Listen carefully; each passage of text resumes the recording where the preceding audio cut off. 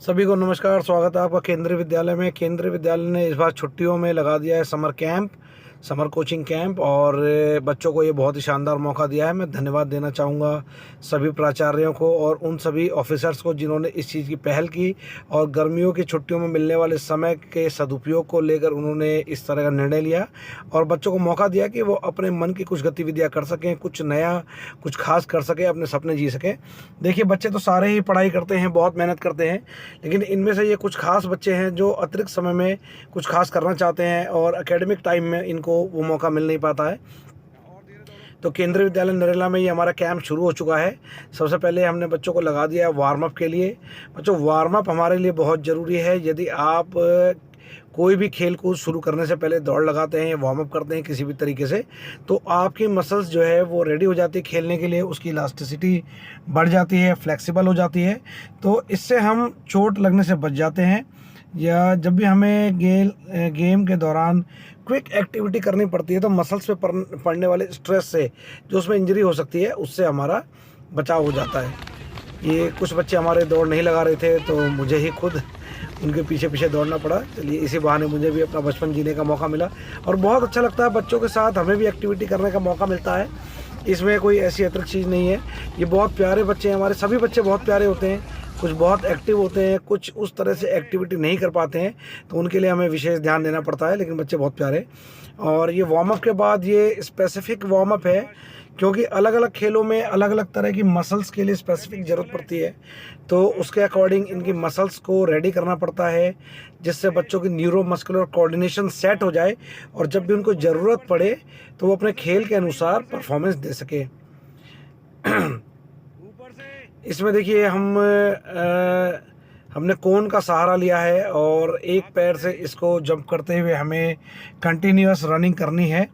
और इससे क्या है, बच्चों की जो मसल्स, थाइस की मसल्स है वो रेडी हो जाएंगी। इसके बाद फिर अपोजिट साइड से सेम एक्सरसाइज करेंगे बच्चे। इसलिए हमने कोन का सहारा लिया है। कोन हमारे लिए बहुत काम आते हैं। यदि हमारे पास कोन है तो हम बहुत अलग अलग तरह की एक्टिविटीज़ कर सकते हैं। और बच्चों को इस समर कैंप में सिर्फ खेलने को नहीं मिलता, अलग अलग तरह की बहुत सारी एक्टिविटीज़ करने को मिलता है, बहुत चीज़ें सीखने को मिलती है। बच्चों को आपस में कोऑर्डिनेशन करने को मिलता है, कैसे उनकी बॉडी का अपनी माइंड के साथ कोऑर्डिनेशन सेट होता है, बॉडी के जो क्रियाकलाप है उसमें सुंदरता बढ़ती है और बच्चों का अपनी टीम के साथ भी कोऑर्डिनेशन बढ़ता है।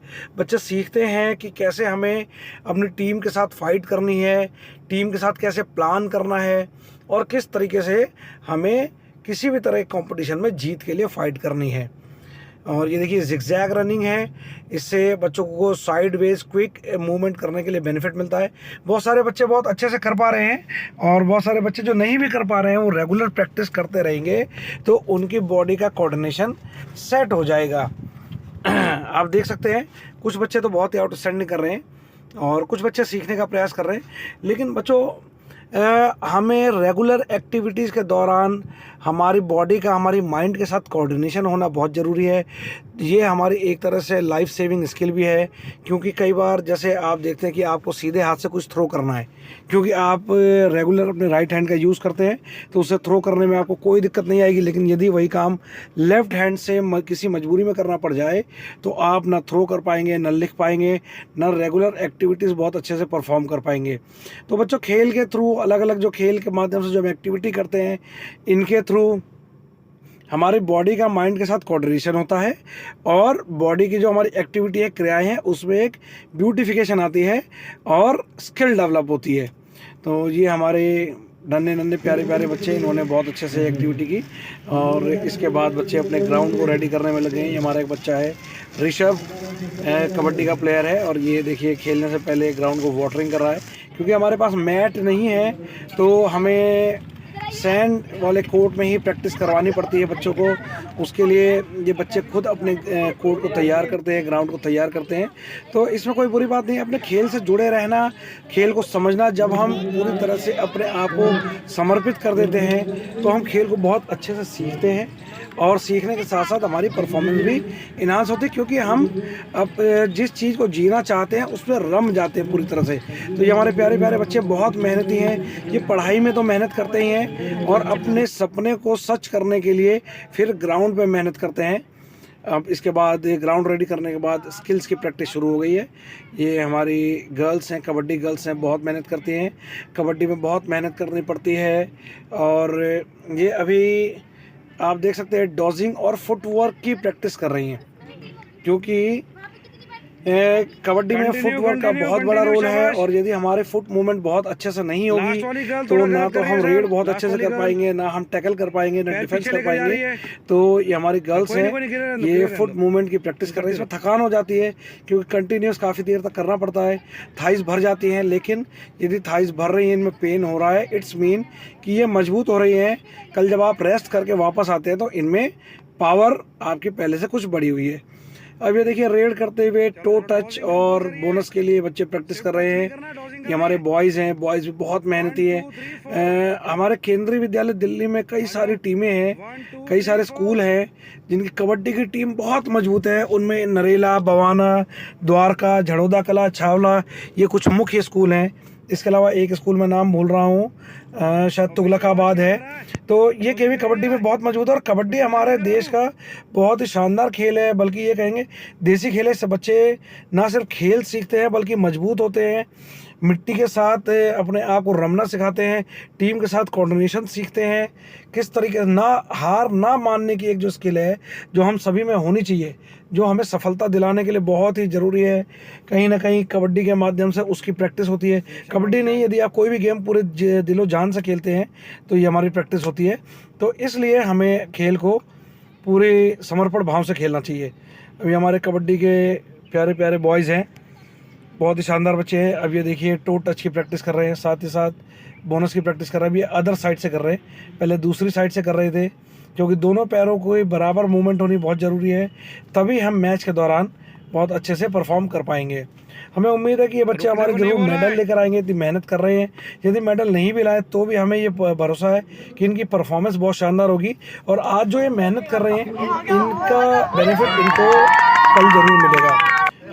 अब स्किल्स की वार्म अप के बाद अब बच्चों ने गेम शुरू कर दिया है, क्योंकि हमें हर स्किल की इंडिविजुअल ड्रिल करनी तो बहुत ज़रूरी है, उसके साथ साथ टीम के साथ मैच सेंस होना भी बहुत ज़रूरी है। तो अब बच्चों ने गेम शुरू कर दिया है। और ये देखिए ये बच्चा था जो गर्ल्स को रेड के दौरान कैसे डिफेंस करना प्रैक्टिस करा रहा था। नेक्स्ट बच्चे चलो चलते बास्केटबॉल की तरफ। ये हमारे बास्केटबॉल के बच्चे हैं, बहुत शानदार बच्चे हैं, बहुत मेहनती हैं। हमारे ये जो बास्केटबॉल के बच्चे पूरे साल मेहनत करते हैं, पूरे साल लगे रहते हैं, लेकिन हमारी मजबूरी क्या हो जाती है कि पूरे साल हमें सिर्फ गेम के 40 मिनट मिलते हैं। चलो और उस गेम में बहुत सारे बच्चे अलग अलग गेम खेलना चाहते हैं, तो उसमें प्रैक्टिस करना थोड़ा मुश्किल हो जाता है। और यदि हम अलग से प्रैक्टिस करने के लिए बुलाएं तो बच्चों का एकेडमिक लॉस होता है। तो इसलिए इस कैंप के माध्यम से बच्चे अपनी स्किल को डेवलप करने का प्रयास कर रहे हैं। और ये हमारे बास्केटबॉल के बच्चे हैं, जिगजैग रनिंग के साथ ड्रिबलिंग कर रहे हैं, इससे बॉल के ऊपर इनका कंट्रोल बढ़ेगा। और अब ये एक दूसरे तरह की स्किल है जिसमें पासिंग एंड बास्केट के लिए बच्चे प्रैक्टिस कर रहे हैं। अलग अलग कोन हमने लगा दिए हैं जिसमें बच्चे खड़े हो गए हैं, और हर कोन पे एक बच्चा है और बच्चे एक दूसरे को पास करेंगे, और लास्ट में सेंटर वाला बच्चा बास्केट करेगा, और फिर अपनी पोजीशन चेंज करते हुए ये एक दूसरे को दोबारा पास करेंगे और फिर बास्केट करने की प्रैक्टिस करेंगे। बास्केटबॉल बेसिकली पासिंग, ड्रिबलिंग और बास्केट का ही गेम है। इसमें बहुत तरह के फाउल होते हैं। यदि हमें बास्केटबॉल में अपनी परफॉर्मेंस को बढ़ाना है तो बस यही सीखना है कि कैसे उन फाउल से बचा जाए। यदि वो हम इतनी प्रैक्टिस कर लेते हैं कि हमारे फाउल होने कम हो जाए तो इस बात की संभावना बहुत ज़्यादा है कि हमारी परफॉर्मेंस बढ़ जाए। अब चलिए चलते हैं गर्ल्स बास्केट की ओर। ये हमारी गर्ल्स हैं जो कि बास्केटबॉल ये भी पूरे साल प्रैक्टिस करती है, लेकिन सेम प्रॉब्लम इनके साथ भी आती है। अब इनको मौका मिला है तो इन्होंने भी कोई भी बहाना नहीं किया और खुद अपनी मर्ज़ी से अपने पेरेंट्स से की अनुमति से समर कैंप में आए हैं और खूब मन लगा के प्रैक्टिस कर रही हैं। और ये देखिए अब ये एक इनको एक्टिविटी दी गई है, छोटे से पोर्शन में इनको ये मैच खेलना है, इनको बाहर नहीं जाना है और कोशिश करना है बॉल अपनी कस्टडी में रखनी है। इससे बच्चों को बॉल कंट्रोल करना, फाउल कम करना, टैकल करना, ये सारी चीज़ें इन बच्चों को आ जाएंगी। तो बच्चों समर कैंप का देखिए ये सारा बेनिफिट है। सिर्फ आप अपने गेम्स नहीं खेलते हैं, आप बहुत सारी एक्टिविटीज़, बहुत सारी स्किल्स सीखते भी हैं। ना सिर्फ आप फिजिकली मजबूत होते हैं, आप मेंटली भी मजबूत होते हैं और सोशली भी मजबूत होते हैं, क्योंकि इतने सारे फ्रेंड्स आपके कैंप में मिलते हैं और रेगुलर उनके साथ प्रैक्टिस करने के बाद आपकी बॉन्डिंग हो जाती है। कल को आपको ज़रूरत पड़े तो ये फ्रेंड्स आपके काम भी आते हैं, हर तरीके से एक दूसरे को सपोर्ट करने के लिए रेडी रहते हैं।